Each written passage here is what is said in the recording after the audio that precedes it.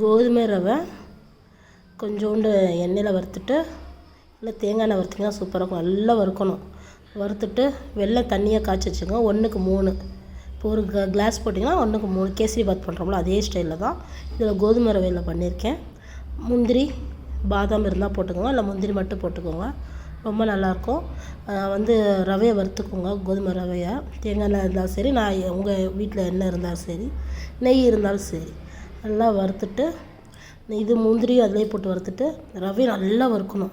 நல்லா வறுத்துட்டு அதுக்கப்புறம் என்ன பண்ணணும், வெல்லம் தண்ணி அதில் வெல்லத்தில் மண் இருக்கும் இல்லையா, அதனால் 1க்கு 3 தண்ணி வெல்லத்திலே காய்ச்சிட்டு அந்த தண்ணி எடுத்து அதில் ஊற்றிட்டு நல்லா கிண்டணும். அல்வா மாதிரி கிண்டினிங்கன்னா சூப்பரான ரவை கோதுமை பொங்கல் மாதிரி இருக்கும். டேஸ்ட்டு கேசரி பாத் மாதிரி இருக்கும். ட்ரை பண்ணி பாருங்கள்.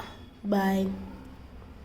இன்றைக்கி எங்கள் வீட்டில் பிரசாதம் பண்ணேன். இதான் இன்றைக்கி பண்ணியிருக்கேன். நீங்களும் ட்ரை பண்ணி பாருங்கள். பாதாம் இருந்தால் போடுங்க, இல்லைன்னா அப்படியே அவாய்ட் பண்ணிடுங்க. பரவாயில்ல. பாய்.